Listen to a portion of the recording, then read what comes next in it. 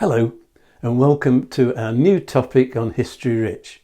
In this series we're exploring historic buildings that have been repurposed and given a new lease of life.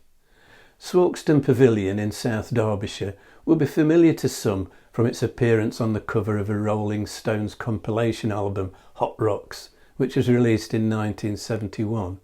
The pavilion is the only substantial remaining part of Swarkestone Old Hall, home to the Harper family before they moved a few miles to Cork Abbey. It stands in a large field known as the Cuttle. Attached to the pavilion there's a walled enclosure. Of the old hall, only a ruined wall with the remnants of fireplaces and some fragmentary garden walls remain. The Harper family was Staffordshire gentry. Sir Richard was a justice in the Court of Common Pleas, where legal cases between subjects were heard, that is, cases not involving the Crown, and Sir Richard acquired Swarkestone and built the hall in the 1560s. It was inherited by his son Sir John in 1574. His heir died young, leaving an infant son, also called John, who became his grandfather's ward. Young John was only 11 when his grandfather died in 1622, and although his inheritance was disputed by relatives, he succeeded when he came of age in 1632, and Cork Abbey was bought to placate his uncle Henry in the same year. The pavilion appears to have been built to celebrate John's 21st birthday. Documentary references record the building of a bowl alley house at that time by mason Richard Shepherd to a design by a Mr Wooldridge for £111 12 and 4p.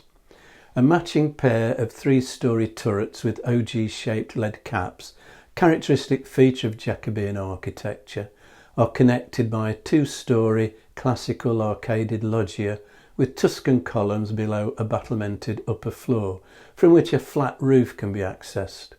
This upper central floor has a 12-light mullioned and transomed window. So what is the building's purpose? The design strongly suggests a spectator grandstand for watching whatever recreational activity took place in the attached rectangular enclosure.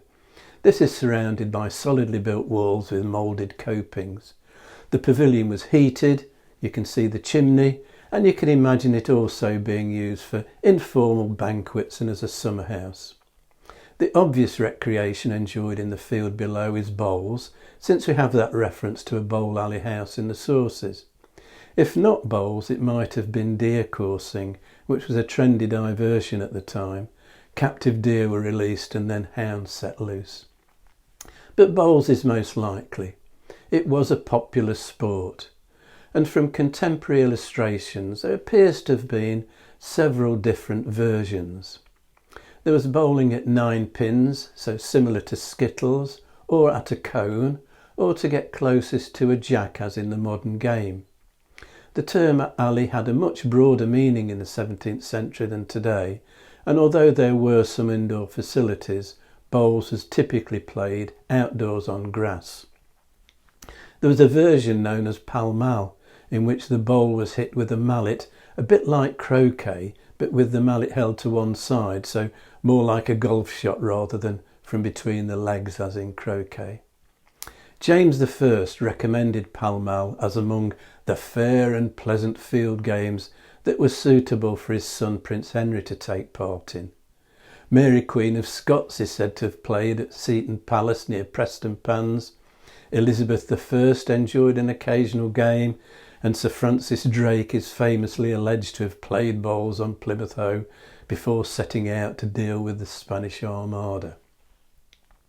During the construction of Crossrail, the Elizabeth line, which began in 2009, a Tudor bowling ball was among the tens of thousands of items found.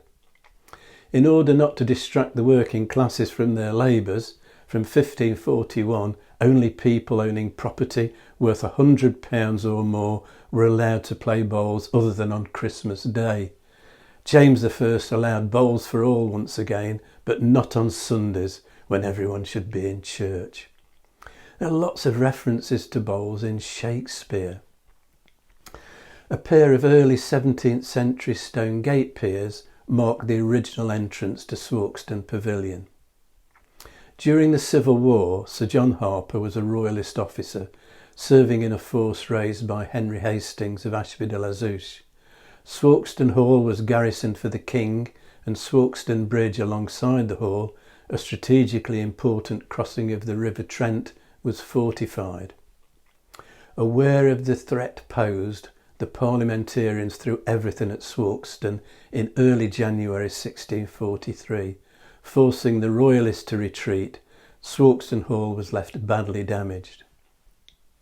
Sir John died without a direct heir in 1679, and with his relatives now settled at Cork Abbey, the damaged old hall was neglected and allowed to crumble.